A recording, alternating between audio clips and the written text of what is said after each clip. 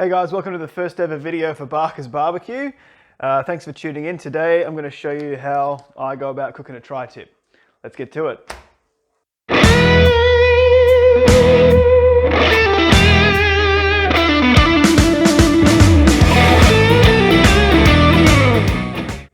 Alright guys, so I got this tri-tip from Troy's Meats in Balcatta, so I'm going to go ahead and open it up now and see how we go. So on these tri-tips, you're going to find that there'll be a lot of sort of silver skin and fat and whatnot. You're going to want to get rid of as much of that as you possibly can. There's quite a bit of it on this one, so we can just start sort of digging in here and just taking thin slivers off. It's like this. Just keep working it until you get it all off.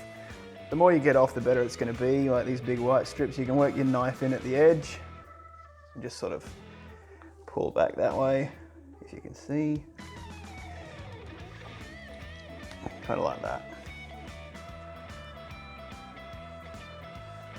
Because this stuff doesn't actually take on any smoke when it's on there. It's going to affect your rub sticking as well. It's not going to really stick as well. So yeah, you're going to want to try and trim this up good and proper.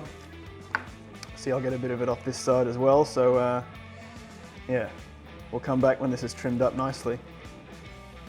Alright guys, as you can see, I've just spent just the last couple of minutes just trimming this. There's quite a bit of marbling in this meat here, which is excellent. So generally the typical case. So one thing I really want to go over as well before I start covering this in rub is the grain direction that the tri-tip runs with. So you'll see here the grain is running in this direction. Now it's really crucial that you cut this tri-tip in the right direction.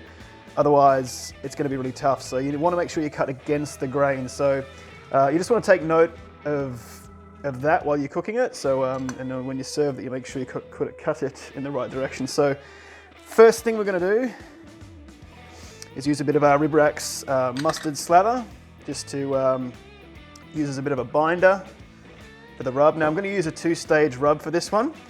So just give it a good old rub down, get it all on all sides. Make sure there's plenty on there. You don't have to use a binder, but I find this one works really, really well, and it adds a little bit to it. So two-stage rub today. So first rub we're going to use is Boar's Night Out White Lightning with double garlic butter. So this is a really fine rub. You'll see when I put it on, it's quite thin. So you just want to go in with a good even coat of that on all sides. A bit on there.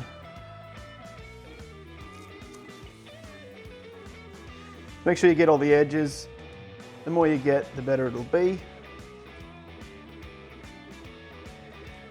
Excellent. All right. So not too heavy with this because we're going to use two rubs today. So I'm going to leave that sit and sweat for about 10 minutes and we'll be back to put our second rub on in just a couple of minutes. All right, guys. So it's been a couple of minutes now. I've patted this in. You can see it's sweating a bit now, and you can see that shine has started to go on there, so that means the rub's starting to really stick now. This second rub I'm going to use is one I've used for the first time just a few weeks ago, and it's the Cattleman's Grill Tri-Tip seasoning. Now this one's really, really chunky, so you'll see as I start to apply it, it's complete opposite to the other rub. It's got a lot of chunk to it. It's starting to, yeah, there we go. So yeah, even the shaker's having trouble. So yeah, all these little bits, they're absolutely amazing when the tri-tip's done because they soften right up and they stick right on there, and it's just good stuff. So get a good coat of it on there, all sides.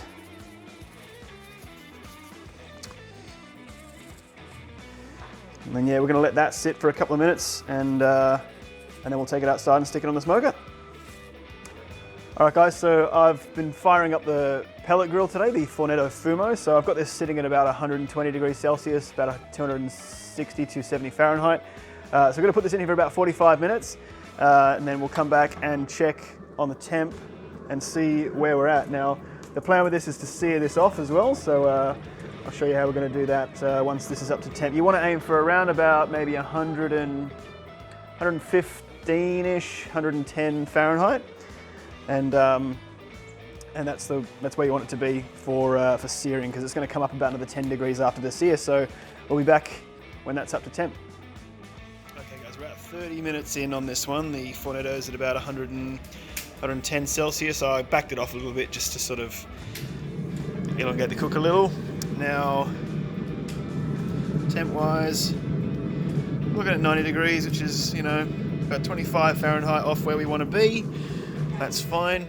Now in the meantime, I've got my little Weber Go Anywhere set up in here, ready to have some charcoal placed in it. Now we're going to get this roaring hot, and we're going to get our set of GrillGrates on there just to give this a real good sear.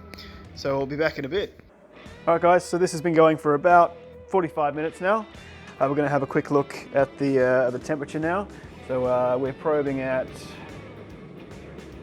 110, 111, which is great. Ready for a sear now, I reckon. So we've got our GrillGrates ready to go just over here at the Weber. So we're going to give these a sear now. We're going to try and aim to get some crosshatch marks on here, just to, you know, for a bit of a nicer look. So start off diagonal. I'll apply a little bit of pressure as well when you do it, just so those marks generate nice and even for you. So we're going to go roughly about a minute, maybe a minute and a half each side, and then we'll flip diagonal. We'll flip diagonal and flip diagonal again, just to see if we can see how we go with those cross hatches. So yeah, we'll be back in a couple of minutes. All right guys, this has been searing for a couple of minutes now. I've tried to get that cross hatch marking on there, as you'll see. So this is ready to come off on the cutting board and rest for a couple of minutes. So it's looking really nice. Can't wait to tuck into this. All right guys, so this has been resting for around about 5 or 10 minutes. Always really critical to make sure you rest all your beef, just because it gives the meat time to equalize and the juices to redistribute after the trauma from the sear. So as I mentioned before, it's really critical that you slice this in the right direction. Now, we've got all these nice sear marks on here. Now, it's kind of muddied the waters in regards to where the grain was. Now, a little hack that you can see, if you look underneath, you can see the fibers splitting. That's the golden pathway to make sure you have the right slice angle. So I've put the grain facing the camera, so I know that I need to just slice it in this direction. So knife on an angle, nice sharp knife. One of the things I love about tri-tip is if you're unfortunate enough to have someone in your family that likes their meat well done, you can serve these little tip bits to that particular person, wherever they may eat. And as you go further up the cut, you'll find it starts to you know, rear up a little. So as you can see, the juice is just flooding out of this cut. That's why tri-tips are my absolute favorite weeknight cut of beef, and great for tacos, great for all sorts of things. We have company. All right guys, well, thanks so much for tuning in. We're gonna go and tuck into this. Hey guys, thanks so much for watching the video today. I really appreciate all your support. It's my first video, so I've just started cranking up my YouTube channel.